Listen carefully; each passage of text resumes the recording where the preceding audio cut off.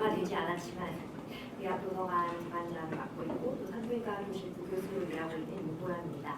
오늘 제가 말씀드릴 내용은 의학도서관에서 하는 많은 일들 중에 특별히 연구 지원 측면에서 어떤 일을 하고 있었는지 지난 10년간 연구 동향을 정리했고 그리고 또 성과관리 서비스를 특별히 좀 잘 구축해서 진행하고 있는데 이에 대해서 한번 소개를 해드리고자 발표를 준비하였습니다. 제가 2021년에 연수를 다녀왔는데요. 제가 부관장이 될 때 이현 관장님께서 연수를 다녀온 게 굉장히 큰 발탁의 조건이다. 연수를 안 갈 일이 없을 거기 때문에 저를 꼭 영입하고 싶다고 하시면서 연수를 어디로 다녀왔느냐 뭐 이런 말씀하셨었는데 코로나 코비드 팬데믹 때에 연수를 가게 되면서 사실상 NIH로 제가 연수를 갔었는데 NIH 건물 자체는 제가 처음 갔을 때 셧다운 상태였고 중간에 연수 중간에 풀리면서 실제 오프라인 대면도 가능하게 됐었는데요. 제가 좀 신기하게 느꼈던 거는 항상 그냥 펌메드나 아니면 홈페이지에서 이용하던 NIH 실제 의학도서관을 보고 거기 서비스를 이용해 볼 수 있다는 게 꼭 마치 무슨 연예인 팬클럽 들어간 것 같은 좀 그런 신선함이 있더라고요. 그래서 이 사진은 NIH 라이브러리인데 여기 홈페이지에 들어가 보면 우리 의학도서관 홈페이지에 하는 서비스와 상당히 유사하게 구성이 되어 있습니다. 데이터베이스 우리는 어떤 거 서비스하고 저널 어떤 거 서비스하고 리서치 툴은 우리를 통해서 이런 걸 너네가 할 수 있고 특별히 라이브러리 서비스를 보시면 정말 별거가 다 들어가 있는데요. 3D 프린팅, 비블리오메트릭스, 바이오인포마틱스, 에디팅 별거 다 있습니다. 그런데 여기서 제일 좀 인상 깊었던 거는 그 홈페이지에 들어가 보면 우리는 NIH 커뮤니티의 모든 리서치에 대해서 우리가 전적으로 서포트하고 그거를 우리 비전으로 갖고 있다 라는 걸 굉장히 강조를 많이 하고 있고 이 라이브러리 팀 자체가 우리는 이 NIH가 리서치를 위해 모인 팀이기 때문에 더 편하게 잘 리서치를 할 수 있도록 우리는 전적으로 지원한다. 이거를 정말 많이 강조하고 있고 연구자들에게 굉장히 프렌들리하게 어떤 이상하고 바보 같은 질문을 해도 정말 친절하고 빠르게 대답을 해주는 걸 보면서 굉장히 인상 깊었습니다. 제가 의학도서관도 이용을 많이 해보고 제가 미국의 NIH 도서관 이용하면서도 한편으로 굉장히 자랑스러웠던 게 우리 의학도서관이 사실 규모로 보면 NIH 도서관의 한 10분의 1 정도 될까 할 것 같은데 제공하는 서비스 어떤 핵심적인 연구자가 필요한 서비스는 상당히 비슷하게 제공을 하고 있고 물론 종류는 조금 다르긴 하겠지만 근데 우리는 불과 이 13분의 사서 선생님들과 지원팀이 일을 하고 있는 게 너무 약간 충격적이기도 하면서도 되게 자랑스럽더라고요. 오늘 제가 말씀드릴 내용은 우리 의학도서관에서 연구 지원하고 있는 그 여러 가지 꼭지들 중에 연구 성과를 관리하고 통계내는 부분을 한번 같이 공유를 드려보고자 합니다. 특별히 이 부분은 김나원 과장님께서 굉장히 많이 도와주셨는데요. 결과를 한번 보시면 아마 재미있는 추세들을 아마 보실 수 있을 거예요. 2013년부터 2022년까지 10년의 결과를 보여드리는데요. 분석 대상 성과들은 웹업 사이언스 SCI급의 논문들을 대상으로 했는데 의학 분야는 64개의 주제를 가지고 있습니다. 연세대학교에서 이 의학 분야 발표 논문이 대충 어느 주제가 제일 많았냐? 연세대학교 전체에서 발표된 논문들인데 온콜로지가 가장 많은 부분을 차지하고 있고 일반 의학 부분, 서저리, 몰레큘러 바이올로지 등등이 이후 랭크를 달리고 있습니다. 이 의학 분야 논문 출판이 전 세계적으로는 거의 130만 편 정도가 평균적으로 발표가 되고 있는데 우리나라와 연세대는 이와 비교하면 너무 수치가 바닥에 깔려 있어서 차마 여기서 숫자로 확인하시기 좀 어려운데요. 한국은 연 25,000건에서 35,000건 정도의 의학 분야 논문이 출판되고 있습니다. 연세대학교는 약 3,000건에서 4,500건 정도의 논문을 출판하고 있어서 10% 약간 넘는 정도의 부분을 차지하고 있는데요. 이제 전 세계적인 추세를 보면 예상하시듯이 압도적으로 이제 미국이 많이 차지하고 있지만 2020년 정도를 기점으로 보시면 빨간색의 중국이 굉장히 이제 늘어나고 있는 것을 볼 수 있습니다. 한국의 경우는 한 10위에서 12위 사이 정도를 이제 차지하고 있었는데 이 2021년, 2022년 정도에 이제 인도한테 순위가 한번 뒤집히는 약간 이제 굴욕을 당한 상태입니다. 네, 워낙에 인도가 미국에서도 랩에 가면 인도 사람이 정말 많고 중국 사람 다음으로 인도 사람들이 많이 나가 있는 연구자들이 굉장히 많은 나라인데 사실 또 그와 비교하면 인구 대국인 중국과 인도와 비교해서 우리는 사람도 적고 인구도 계속 줄고 있는데 이 정도 하면 선방이 아닌가 하는 생각도 살짝 드는 게 사실입니다. 그러면 이제 연세대 전체에서 이 의학 분야 논문 출판의 추이와 또 의료원 논문 출판의 추이를 좀 한번 비교를 해보았는데요.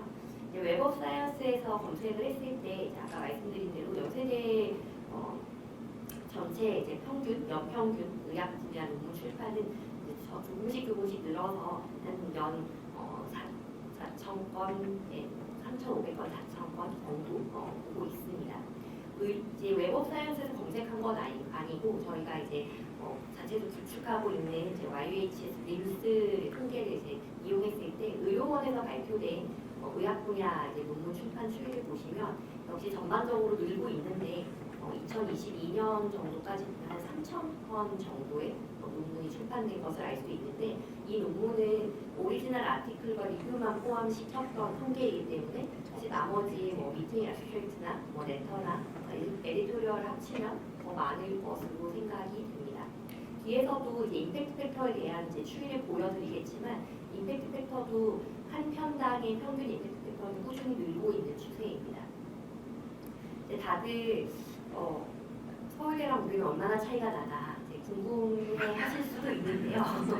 네, 역시 기대하신 것과 비슷합니다. 서울대가 계속 이제 제일 많은 부분을 차지를 하고 있기는 했는데 그래도 굳이 우리에게 좀 유리하게 고무적인 해석을 하자면 연세대학교가 계속 늘고 있다는 사실과 세 번째인 이 노란 칸의 성균관대와 좀 격차가 벌어지고 있는 것 같다라는 게 저희가 잘 했나? 라고 굳이 좀 정렬을 해주고 싶은 그런 부분이었고요. 임팩트 팩터의 변화도 앞서서 이제 우리 통계를 보여드렸듯이 계속 늘고 있는 추세이기는 합니다. 그런데 좀 우리가 좀 재미있는 건 이 세계 의학 분야는 2020년에 한번 뚝 떨어진 이제 추세를 보이는데 이때 2019년에 이제 코로나 터지면서 대부분의 연구 활동이 위축되고 이제 다들 좀 셧다운되는 랩도 많고 회사도 그렇고 이제 많이들 위축됐었죠. 그래서 발표도 좀 줄지 않았었나. 세계적인 추세는 이제 그렇다라고 해석이 되는데 이 연세대학교의 이 모든 연구자분들은 얼마나 코로나 팬데믹도 뚫지 못한 굉장한 연구 집중도를 보여주셨던 것 같습니다. 그래서 꾸준히 임팩트 팩터는 어쨌든 올라가고 있고 세계의 추세는 코로나 때 잠시 주춤했다가 도리어 또 코로나와 관련된 논문들이 굉장히 많이 나오면서 사이테이션이 많이 되고 또 임팩트 팩터도 올라가는 것 같은 회복 추세를 보이고 있습니다. 연세대학교 전체에서 이제 출판된 논문이 이제 아까도 온콜로지 이제 그런 얘기를 했었는데요.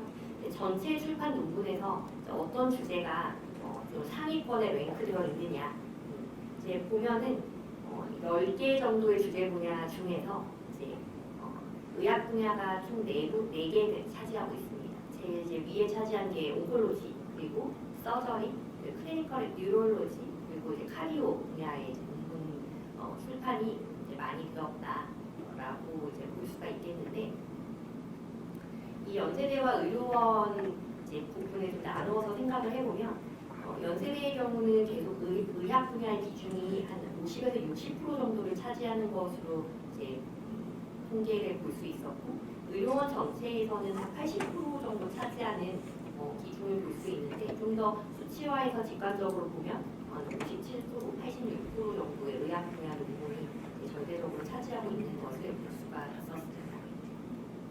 근데 전 세계랑 이제 우리가 어느 정도 비슷한 정도 수준으로 가고 있나 이제 그런 게 항상 좀 궁금하잖아요. 근데 보면은 이 바이오케미스트리, 몰레큘러 바이올로지가 전 세계의 이제 출판 논문 주제 분야에서는 사실 압도적인 1위입니다. 한국도 마찬가지고요. 근데 우리 연세대는 온콜로지가 네, 1위인 것을 볼 수가 있고요. 그리고 이제 메디슨 제너럴 일반 의학 분야 이제 합쳐서 이제 보는 이런 주제 분야가 한 3위 정도고 한국에서는 7위 정도의 이제 주제 분야인데 우리 10년 통계에서는 연세대는 2위 정도로 상당히 높은 순위를 보여주고 있습니다. 그리고 또 조금 특히할 만한 것은 Public Environment and Occupational Health라고 하는 주제가 한 10위 정도로 랭크가 되는데 한국 또는 우리 연세대학교에서는 사실 아직까지는 10위 내로 순위가 들어오지 않은 주제라서 이런 이제 차이가 흥미롭게 보이기도 하고 또 앞으로의 추세가 좀 약간 기대가 되기도 합니다. 이 이제 꺾은 선 그래프로 저희가 한번 그려본 거는 연세대학교에서 이제 좀 주제 분야 좀 이제 위에 차지하는 주제들과 전 세계적으로 좀 주제 분야가 흥미로웠던 부분들을 한번 비교를 해본 건데요. 이 Y축은 출판된 전체 이제 논문, 그러니까 전 세계에서 온콜로지 분야 그러니까 전 세계에서 출판된 논문 중 온콜로지 분야 논문이 차지하는 비율을 이제 꺾은 선으로 나타낸 거고 이 주황색은 한국에서 출판된 전체 논문들 중에서 온콜로지 분야가 몇 퍼센트를 차지했느냐 그걸 연도별로 이제 변화를 나타내 본 것입니다. 그래서 온콜로지 분야만 보면 이제 전 세계적인 추세나 이제 한국의 추세나 전반적으로 어쨌든 약간 추세가 비슷하게 가고 있는 것을 볼 수가 있습니다. 한참 이제 2013년부터 22년까지니까요.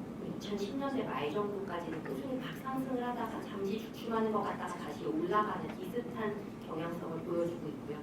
이 바이오케미스트리와 몰레큘러 바이올로지 같은 경우는 이 이제 전 세계가 초록색이고 이제 한국이 주황색이고 파란색이 연세대인데 역시 모양은 전반적으로 비슷하긴 합니다만 이 차지하는 퍼센트가 굉장히 많이 떨어지는 것을 확인할 수가 있습니다.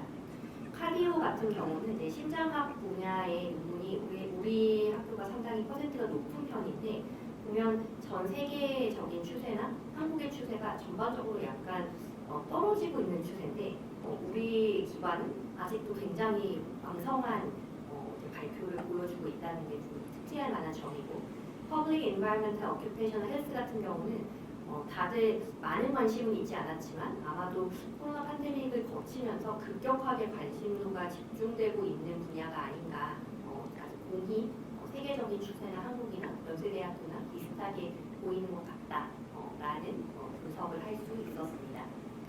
이제 대체 그럼 사람들이 의학 분야에 나와 비슷한 이 연구자들은 어떤 잡지에다가 실고 있나? 지난 10년간의 통계를 보면 전 세계적으로는 이제 가장 많이 좀 게재를 한 이제 출판한 잡지는 파드 저널이라고 하는 이제 요 계열의 저널이었습니다. 한국 같은 경우는 공이 JK 제네스가 1등이었습니다. 궁금 안 하실지도 모르는데 연세 메디컬 정도는 한 10등 정도 됩니다. 연세대학교에서는 지난 10년간 YMJ에 충성스럽게 굉장히 많이 발표하셨습니다. 뒤에서 이제 추세를 좀 보여드릴 텐데요. 네, 그 자랑스러움과 약간 창피함이 공존하는 통계인 것 같거든요.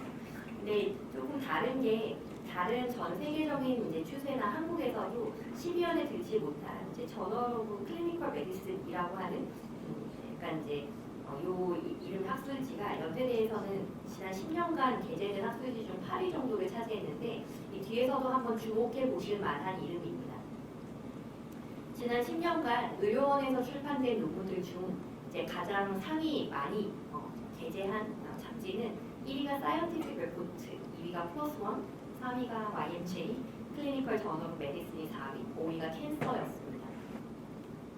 이제 전 세계 이 작은 글자를 절대 다 보실 필요가 없고요. 저도 처음에 이 표를 보고 이거 어쩌라는 거냐, 이거 뭘 알고 싶지 않다, 이제 이런 생각이 들었는데 색칠해 놓은 거를 얘기하고 싶어서 사실 이거 보여드리는 거예요. 이제 이 지금 보여드리는 게 전 세계의 의학 분야 논문이 어느 학술지에 그 해에 제일 이제 많이 게재가 됐냐라는 걸 1위부터 20위까지 지금 이제 통계를 보여드리는 건데요. 이 온코타겟이라고 하는 이 저널이 보면은 듣보잡이다가 갑자기 2015년 혜성같이 등장을 했습니다. 그리고 그러더니 1년 만에 10위권 안으로 쑥 올라가고 2017년에는 1위가 되더니 잘 아시는 것처럼 충격적이게 2018년에 얘가 이제 SCI급에서 미드드로울이 되면서 탈락하는 이제 그런 수모를 겪었던, 그래서 여기에 막 한참 임팩트 팩터도 높고 막 되게 좋은 저널이래 막 라고 하면서 우르르 내다가 갑자기 2018년에 얘가 미드드로울이 되면서 어머 나 여기 냈는데 어떡해 라고 하는 이제 온콜로지 계열의 선생님들과 수많은 기초 선생님들의 이제 의학이라는 기명소리가 있었습니다. 근데 이거랑 조금 비슷하게 이제 보이는 게 잘 보이실지 모르겠는데 파란색 요 이제 조그만 글씨가 인터내셔널 저널 오브 인바이러멘털 리서치 앤 퍼블릭 헬스라고 하는 잡지에 있네요.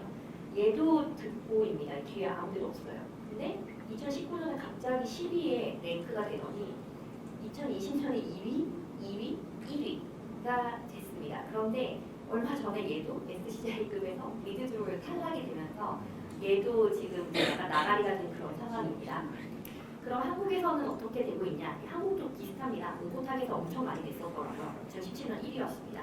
2018년 미드드로울 됐고, 그리고 이 저널 오브 인터내셔널 저널 오브 인바이러멘털 리서치 얘도 마찬가지입니다. 한국도 2018년에 한 14위 쭉쭉쭉 올라가서 2021년과 22년에 1위, 그리고 이 말씀드린 저널 오브 클리니컬 메디슨 얘가 지금 여기 얘입니다. 그래서 얘도 이전에 전혀 없다가 2019년에 등장해서 계속 5위권 안에 꾸준히 보여주고 있는 상태입니다.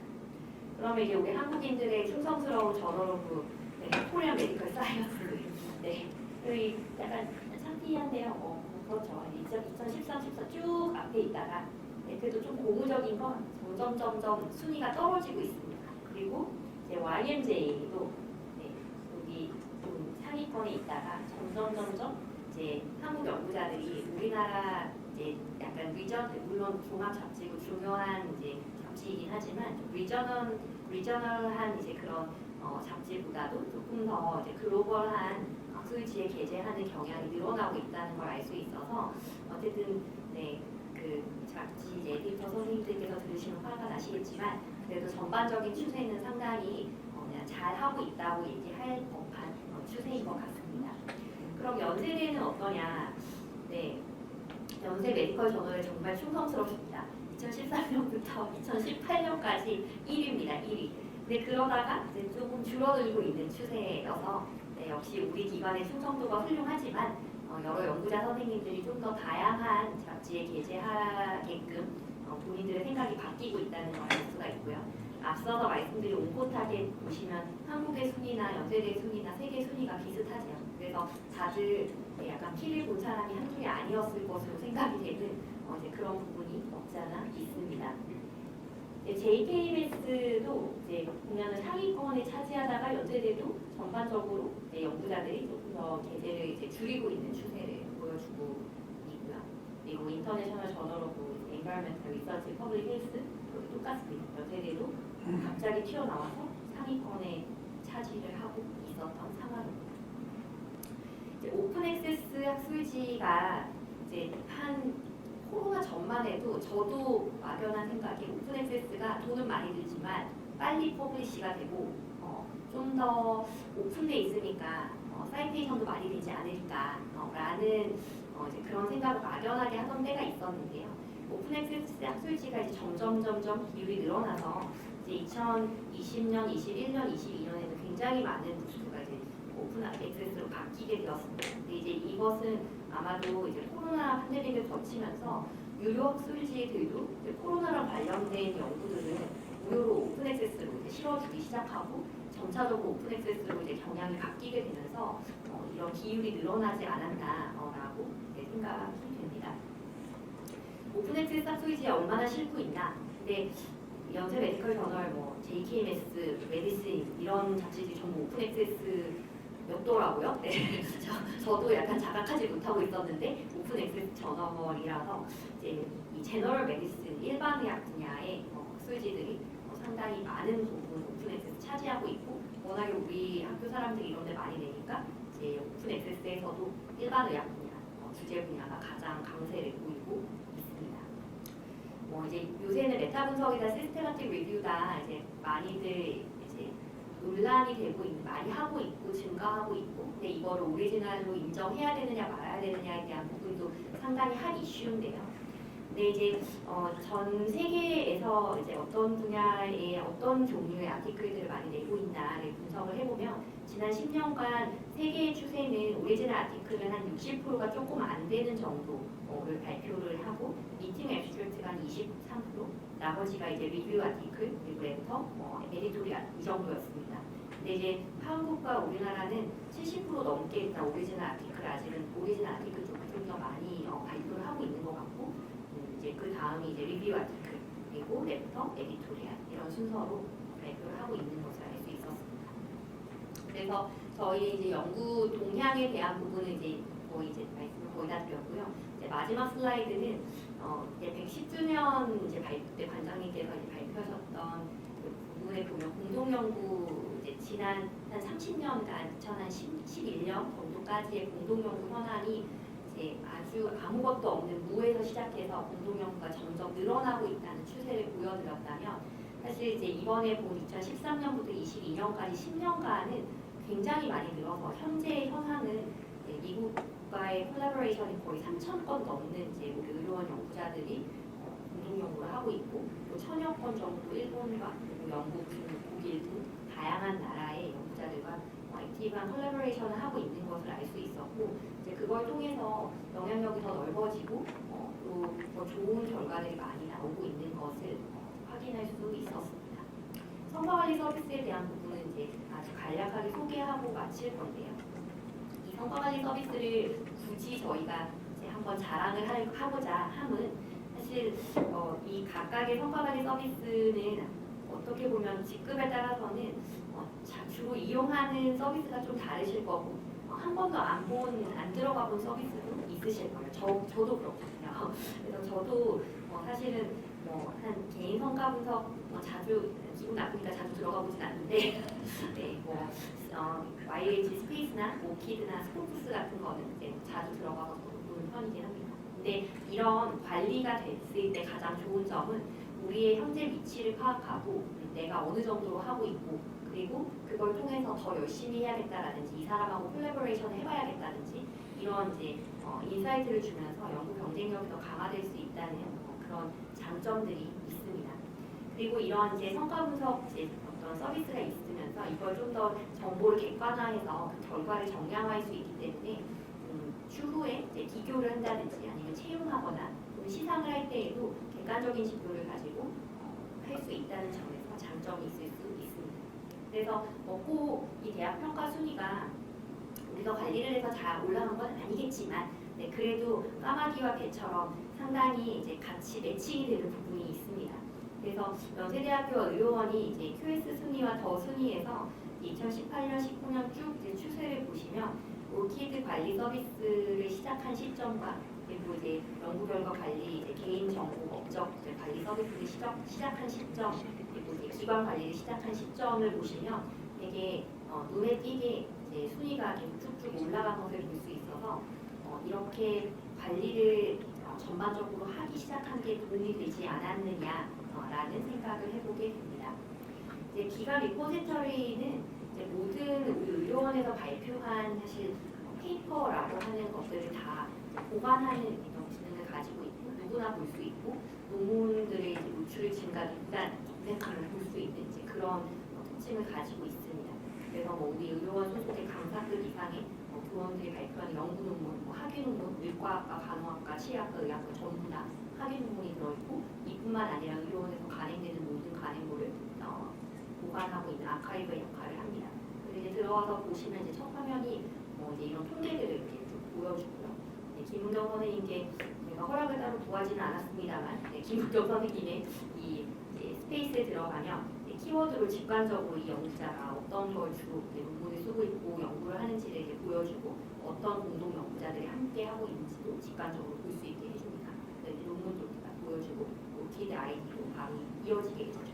교실별로도 볼 수 있습니다. 이 교실에서 주로 어떤 주제를 발표하고 어디에 실었고 이런 것들 보여줍니다.